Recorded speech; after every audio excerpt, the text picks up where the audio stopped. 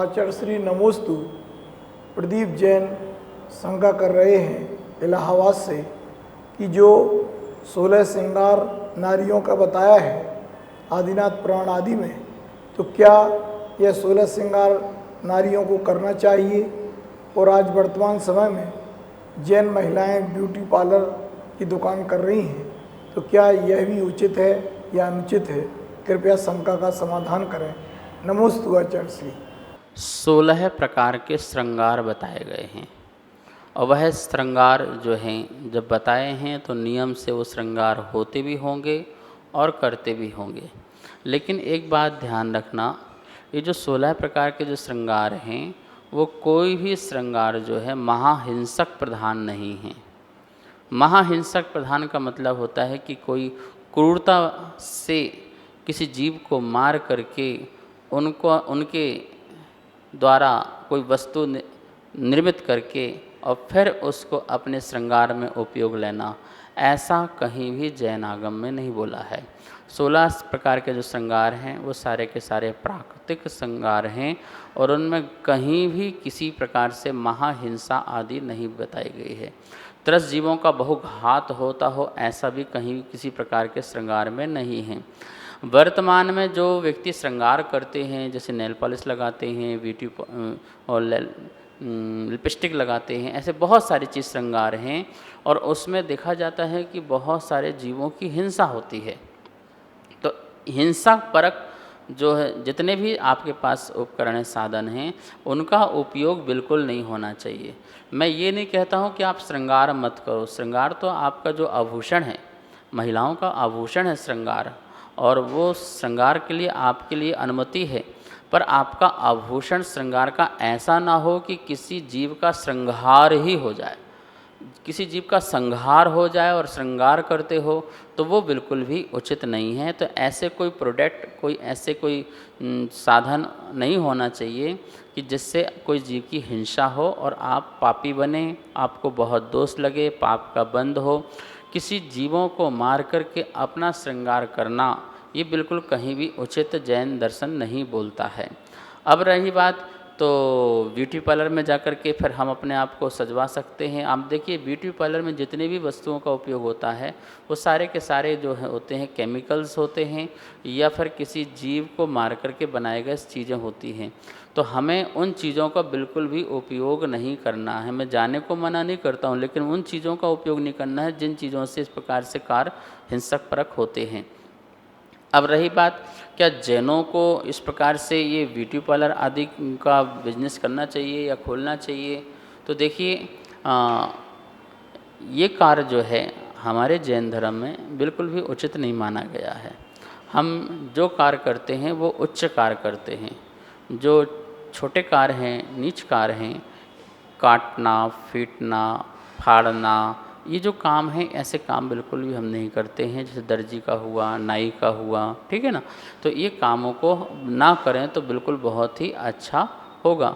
लोगों ने घर घर में बुटीक खोल ली है या ब्यूटी पार्लर खोल लिया है। आप अच्छे हो, आप अच्छे काम करो, अच्छे बढ़िया काम कर सकते हो। आप नीचे दर्जे के काम बिल्कुल ना करें। इस प्रकार से आप आहार के पात्र भी नहीं हो पाएंगे, ऐसा लिखा है। जो निकृष्ट काम करें और निकृष्ट काम से जो धन उपार्जन करें तो उससे आहार दान देने के भी अधिकारी नहीं बनते हैं। तो इस प्रकार से ऐसे कामों से बचें तो अच्छा रहेगा। अनिया जैन कानपुर से शंका कर रही हैं कि हम महिला होकर के हम कैसे मोक्ष मार्ग में आगे बढ़ें, क्योंकि मोक्ष मार्ग नग्नत्व के बिना नहीं होता है, किंतु हम महिलाओं के लिए आगे बढ़ने के लिए मना किया है। तो कैसे हम लोग इस पंचम काल में आगे बढ़ सकें, मुक्ति को प्राप्त कर सकें? कृपया शंका का समाधान करें। नमोस्तु आचार्य श्री। महिलाओं की मुक्ति, महिलाओं की भी मुक्ति जैन धर्म में लिखी गई है। भगवान आदिनाथ ने महिलाओं को सर्वप्रथम शिक्षा दी। ब्राह्मी सुंदरी, दो उनकी बेटियां थीं, उनको ने पहले शिक्षा दी और उनको आगे बढ़ाया और आगे चल कर के वो आर्यिका पद को भी धारण की। तो इस प्रकार से व्रतों को धारण करके और परंपरा से वह स्टेप बाय स्टेप जा कर के वो मुक्त हो जाती हैं। महिला की अवस्था में ही मोक्ष हो जाए ऐसा नहीं है, ठीक है ना, क्योंकि जो नग्नता है वो निर्विकल्पता के लिए होती है, और जहाँ पर भय, लज्जा या पराधीनता कुछ भी नहीं होती है, वो स्थिति आना महिलाओं की बिल्कुल एक पार्ट ऐसा है कि वो इसको धारण नहीं कर सकते, क्योंकि उनको अपने भय नहीं छूट सकता, उनकी लज्जा नहीं छूट सकती है, उनके अंदर निर्भीकता नहीं आ सकती है, स्वाधीनता नहीं आ सकती है।